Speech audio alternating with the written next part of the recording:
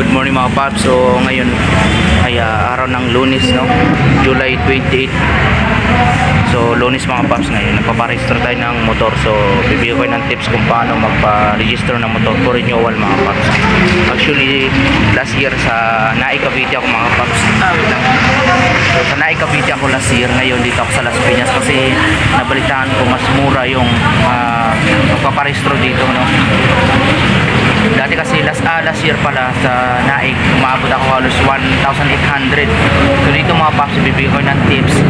Hindi naabot ng 1,500 yung renewal ng registration ng motor mga paps. Basta kompleto, walang damage yung motor, kompleto lahat. Time check natin, nasa 8:15 na ng umaga. So last day na to mga paps, papuntan tayo yung releasing. So dala na natin yung requirements. So ang bilis lang, lakad lang kami ng lakad. Ayan, ang gagawin dito mga paps, actually tapos na ako dun sa smoke, saka ang smoke pala mga paps is 500 pesos lang dito, napakamura. Last time kasi dun sa Naik, medyo umabot ng 1,600, dalawa smoke saka insurance. So dito insurance 650, smoke 500, so 1,150 lang mga paps. Abante so 1,150 mga paps, smoke insurance na yon. And then dito sa loob ang sabi nila nasa 200 plus lang. So kano abot halos walang 1,500. So dito ko pinili na magpa-renew ng restore ng motor.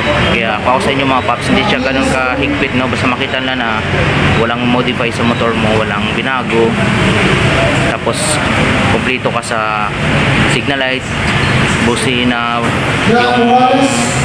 yung pipe mo stock pa or kahit hindi stock, basta hindi maingay. So yung mga paps, tapos na, nakuha na natin yung bagong CR ngayong 2025. So yung mga paps, after 45 minutes ko doon sa pila kanina, yun, na-receive ko na yung bagong CR natin. So lahat ng nagastos ko mga paps, halos sa smoke natin 500, 650 naman sa insurance, tapos doon sa loob dahil 1 month na akong pasok. So may binayaran ako doon 386 mga kapaps, yung binayaran ko sa loob ng LTO. So pag hindi ka naman expert mga paps, yung yung registro na sa 261 lang ata yung babayaran nyo mismo doon sa loob ng LTO mga paps. Kaya ngayon mabilis ang proseso, o 1.5 hour lang mga paps. So makuha mo na yung bagong CR.